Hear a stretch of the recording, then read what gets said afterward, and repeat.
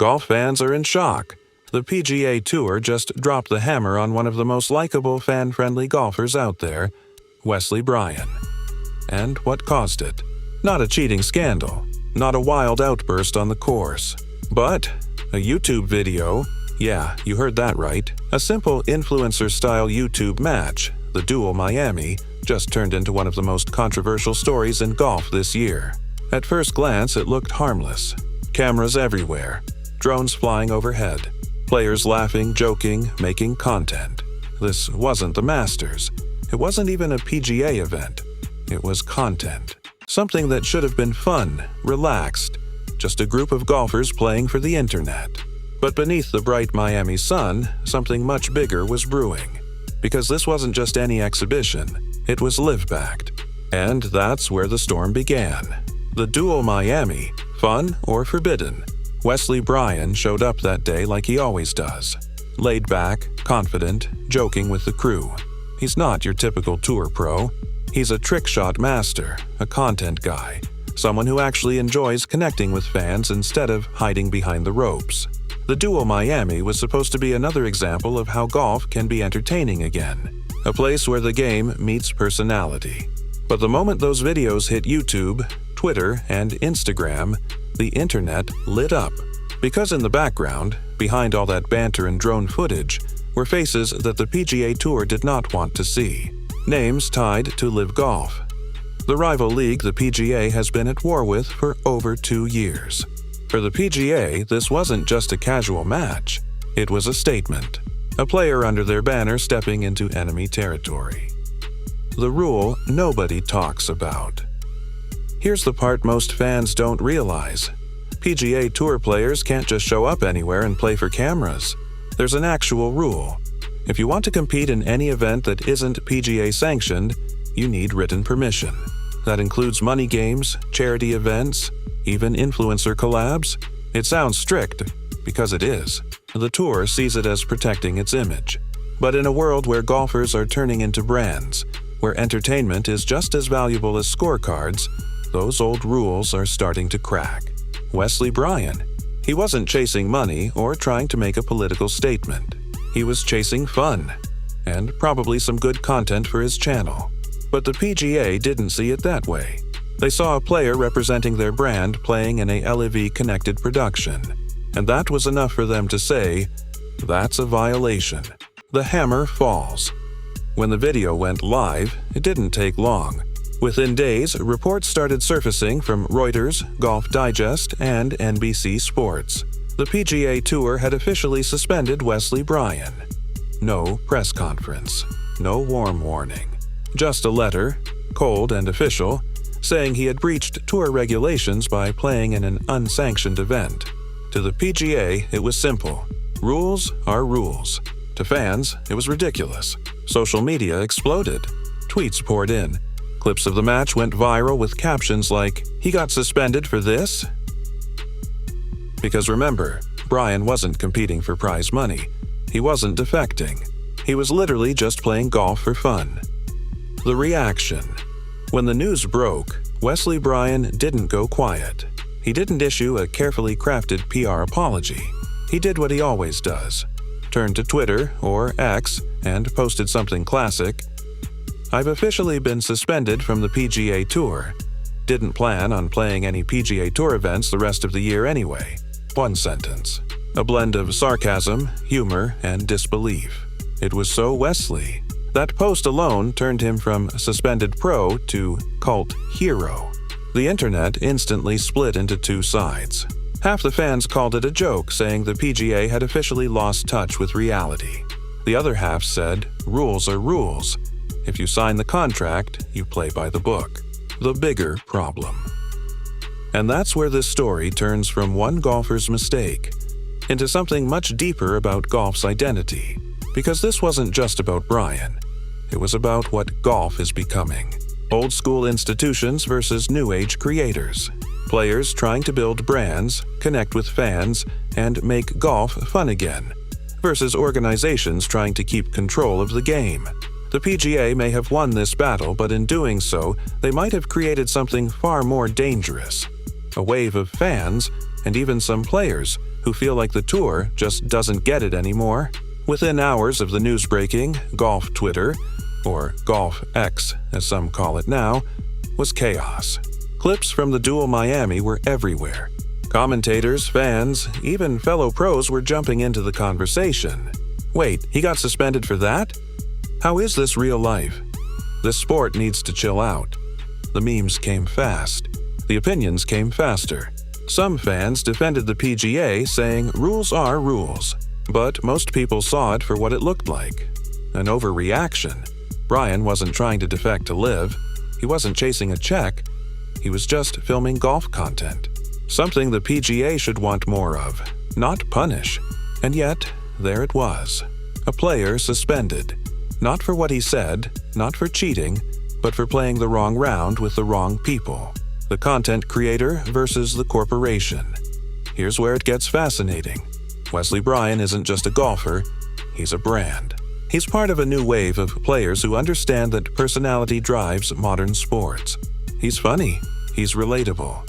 He makes trick shot videos, talks directly to fans, and doesn't take himself too seriously. For a lot of fans, Bryan is what makes golf fun again. He represents the generation that grew up watching YouTube golf channels, not just televised tournaments. So when the PGA suspended him, it didn't just feel like a punishment. It felt like a message to the modern golf community. Stay in your lane. That hit differently, because in 2025, golf isn't just a game played on TV. It's content. It's streaming. It's social media. It's entertainment. And Bryan was doing exactly that.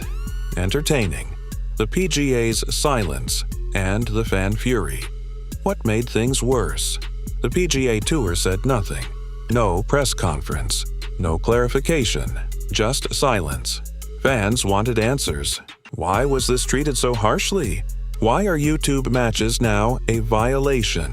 And most importantly, if Bryan wasn't paid, what exactly did he do wrong? The tour's quiet response made them look even more out of touch. It felt corporate, cold, and disconnected from the reality of what fans actually enjoy watching. Meanwhile, Wesley Bryan, he kept posting, kept joking, and kept the energy light. That only made people love him more. He became the people's golfer overnight. The guy standing up to the system just by being himself. The LIV shadow. But make no mistake, the real reason this blew up goes deeper than Bryan. It's the PGA versus LIV war still burning underneath the surface. To the PGA, anything even remotely connected to LIV is radioactive. They've lost players, sponsors, and headlines to that rival league. So when a PGA player appears in a video that has LIV fingerprints on it, even if it's just an exhibition, the tour sees red. But here's the problem. The fans don't care about that war anymore. They're tired of the politics. They just want good golf and good content. And Wesley Bryan gave them both. So when the PGA came down on him, it didn't feel like justice. It felt like control. Like the tour was punishing creativity just because it didn't fit their model. The lesson behind the chaos. The irony here is almost poetic. The PGA Tour is struggling to attract young audiences. You'd think they'd celebrate a player like Bryan, someone who actually knows how to speak to a new generation of fans. But instead, they suspended him for doing exactly what the sport needs more of. Golf is changing. The days of buttoned-up silence are gone. Fans want transparency, humor, connection. They want to see the human side of players, the jokes, the misses, the mic'd-up conversations. Bryan was giving that to them, and the PGA punished him for it.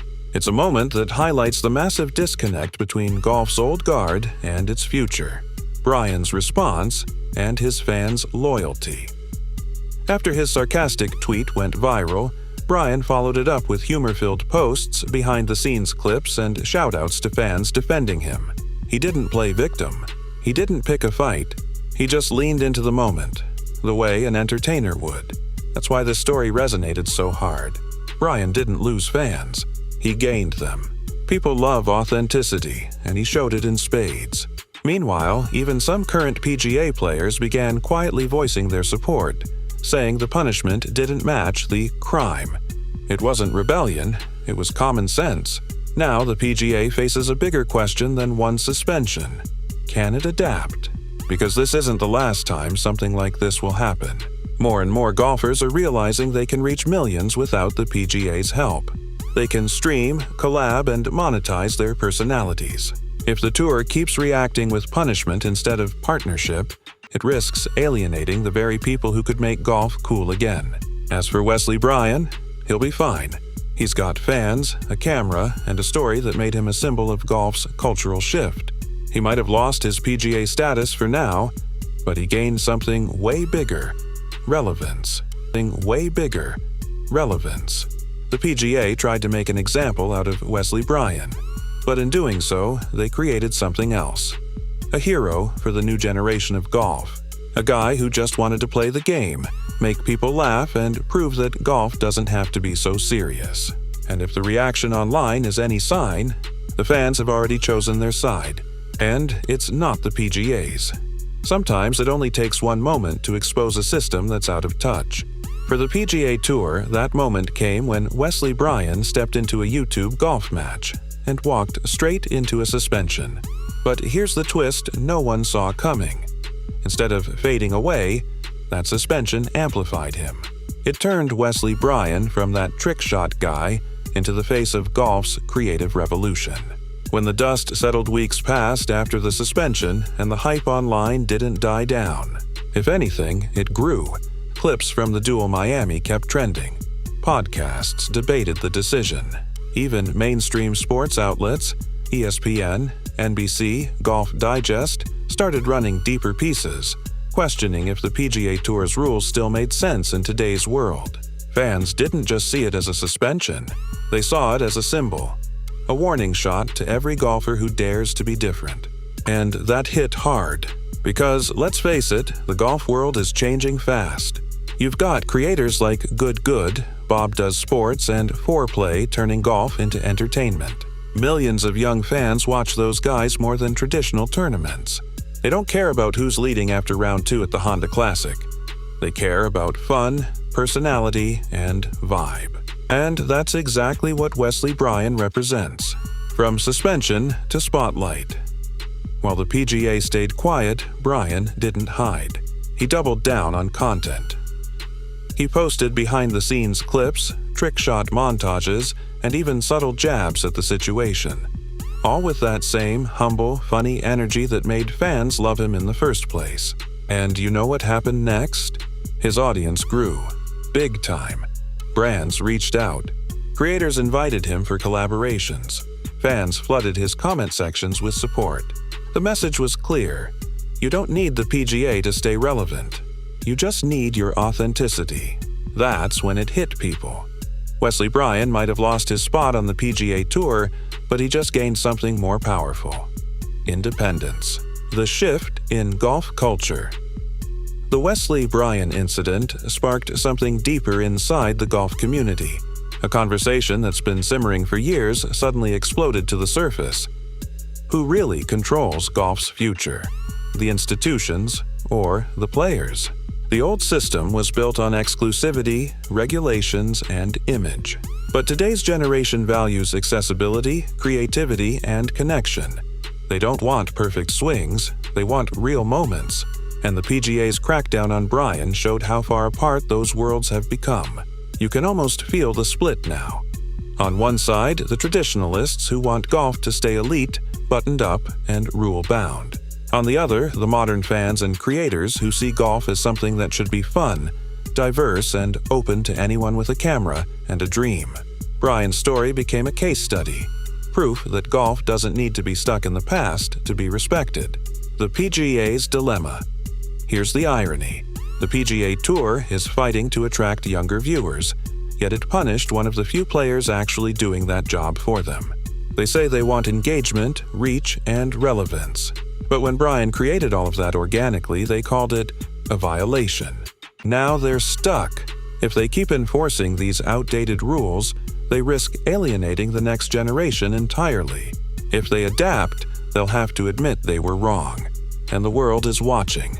Other pros are quietly paying attention too. Some are asking questions like, can I play in a charity match if it's filmed? Can I collab with YouTubers without getting fined? What counts as unsanctioned now? The PGA's tight grip on player freedom is being tested like never before. And Wesley Bryan was the spark that lit that fuse. What Wesley Bryan proved. At the end of the day, the story isn't about suspension paperwork or technical rule violations. It's about courage. The courage to stay yourself in a system that punishes difference. Bryan didn't try to be controversial. He didn't grandstand or take sides. He just played golf the way he loves to play it. And the world loved him for it. And whether the PGA admits it or not, that authenticity connects with fans more than any press release ever could. In an era where athletes are brands, where connection means everything, Wesley Bryan showed the blueprint. Be real. Be entertaining. Be human. Even if it cost you a little in the short term, in the long run, that's what builds legacy. Legacy. The moment that changed everything. Months from now, when people look back at this moment, they won't just remember the suspension. They'll remember how it felt. The disbelief, the frustration, the laughter that came after. They'll remember a golfer who stood at the crossroads between the old golf world and the new one, and chose to bet on himself. Wesley Bryan didn't just break a rule. He broke a pattern. He showed that you don't need permission to make golf exciting again. And whether he meant to or not, he just might have helped change the game forever. Change the game forever.